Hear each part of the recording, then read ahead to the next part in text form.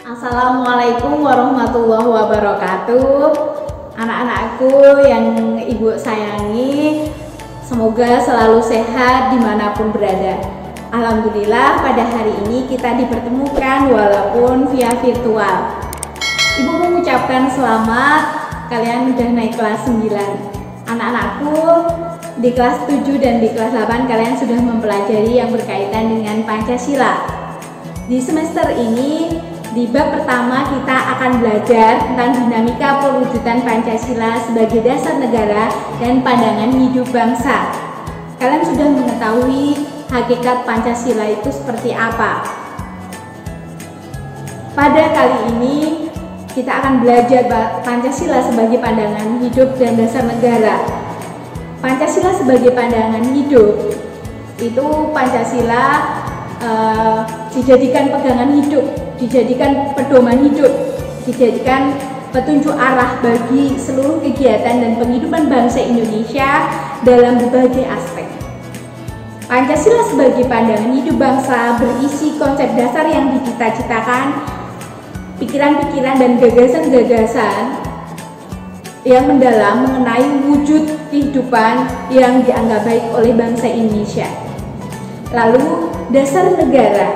Dasar negara merupakan landasan kehidupan bernegara sehingga harus dimiliki oleh setiap negara dalam melaksanakan kehidupan bernegara. Sebagai dasar negara, Pancasila mengandung suasana kebatinan atau cita-cita hukum sehingga menjadi sumber nilai, norma, dan kaidah moral maupun negara.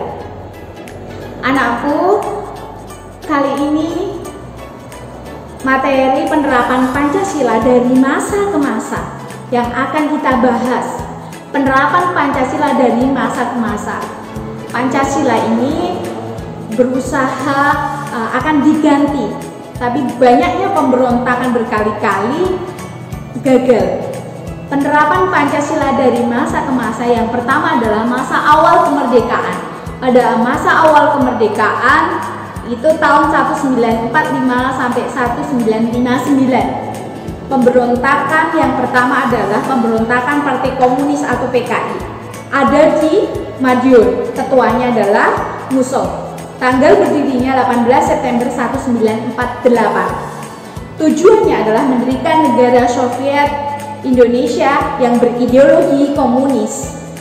Cirinya, pemberontakan tersebut akan mengganti Pancasila dengan paham komunis. Yang kedua adalah pemberontakan Darul Islam atau Tentara Islam Indonesia. Ketuanya adalah Kartosuwiryo. Tanggal berdirinya tanggal 7 Agustus 1949. Tujuannya adalah mengganti Pancasila sebagai dasar negara dengan syariat Islam. Cirinya, perusakan dan pembakaran rumah-rumah penduduk, pembongkaran jalan-jalan kereta api, perampasan harta benda milik penduduk, serta melakukan penganiayaan terhadap penduduk.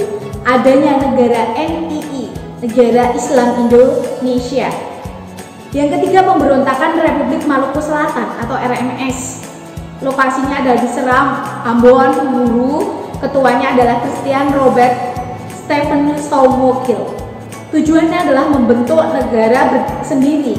Tanggal 25 April 1950. Cirinya adanya sebuah gerakan separatisme. Itu sebuah gerakan yang sifatnya mengacau serta menghancurkan yang dilakukan oleh gerombolan pengacau dengan tujuan untuk memisahkan diri dari ikatan kedaulatan sebuah negara. Yang keempat adalah pemerintahan revolusioner Republik Indonesia atau PRRI atau Permesta atau Perjuangan Rakyat Semesta. Lokasinya ada di Sumatera dan Sulawesi. Ketuanya adalah Sarifuddin Prawira Negara dan Van Sumuel. Tujuan bentuk koreksi pemerintahan pusat pada waktu itu yang dipimpin oleh Presiden Soekarno sebagai upaya memperbaiki pemerintahan di Indonesia tahun 1957 sampai 1958.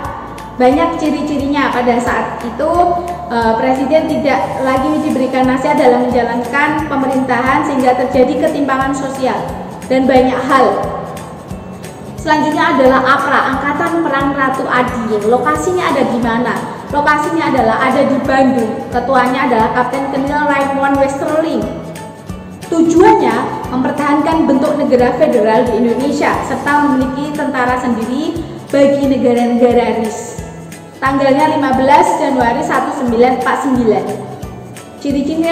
Ciri-cirinya adalah mempertahankan adanya negara-negara federal dalam Republik Indonesia Serikat. Ini. Lalu adanya perubahan bentuk negara dari Republik Indonesia Serikat menjadi Negara Kesatuan Republik Indonesia. Konstitusi yang berlaku dalam UUD S 1950 ini adanya dekret presiden. Nanti dibaca ulang sendiri dekret presiden itu isinya apa? Ada 3 hal. Tuh. Lalu diarahkan seperti ideologi liberal yang ternyata menjamin stabilitas pemerintahan, tidak dapat menyusun undang-undang dasar seperti yang diharapkan. Hal ini menimbulkan ketidakadilan. Lalu masa yang selanjutnya adalah masa Orde Lama 1959 sampai 1966. Cirinya termasuk demokrasi terpimpin. Ini sistem demokrasi yang seluruh keputusan dan pemikiran dalam pemerintahan negara berpusat pada pemimpin negara. Pemimpin negara saat itu siapa? Presiden Soekarno. Banyak penyimpangan terhadap Pancasila dan UUD NRI tahun 1945. Yang pertama adalah presiden itu seumur hidup. Ini banyak hal selain presiden ditetapkan sebagai seumur hidup, presiden mengeluarkan penetapan membubarkan DPR, lalu presiden membentuk MPRS, dan masih banyak lagi. Di masa Orde Lama ini adanya pemberontakan PKI tanggal 30 September 1965 yang dipimpin oleh DNID. Yang ketiga adalah masa Orde Baru 1967 sampai 1997. Latar belakang adanya krisis ekonomi dan politik pasca pemberontakan G30 SPKI, lahirnya Tritura, 3 tuntutan rakyat, bubarkan PKI, membersihkan kabinet Trikora, turunkan harga. Lalu munculnya Super Semar. Perkembangan kekuasaan Orde Baru ini banyak langkah politik yang diambil oleh Soeharto, membubarkan PKI dan organisasi masanya, pelarangan ajaran komunisme di Indonesia, pelurusan tertib konstitusional berdasarkan Pancasila. Nah, di sini juga penyerahan kekuasaan Soekarno kepada Soeharto. Lalu kebijakan pemerintah Orde Baru banyak sekali. Cirinya masih ada Soeharto memulai perannya dalam politik Orde Baru dengan mengubah kebijakan luar dan dalam negeri secara drastis. Tujuan politik Orde Baru menempuh kebijakan melalui struktur administratif yang didominasi militer dan melaksanakan Pancasila dan UUD 45 secara murni dan konsekuen. Adanya perkembangan GDP. Penyimpangan Orde Baru, adanya pembantaian rakyat, pembunuhan oknum PKI, peristiwa Tanjung Priok dan lain-lain. Adanya penggusuran, adanya KKN, korupsi, kolusi, dan nepotisme. 4. Masa reformasi tahun 1998 sampai saat ini. Jadi anak-anakku hari ini kalian hidup pada masa reformasi. Reformasi itu adalah susunan kembali atau menyusun kembali sistem pemerintahan selama Orde Baru.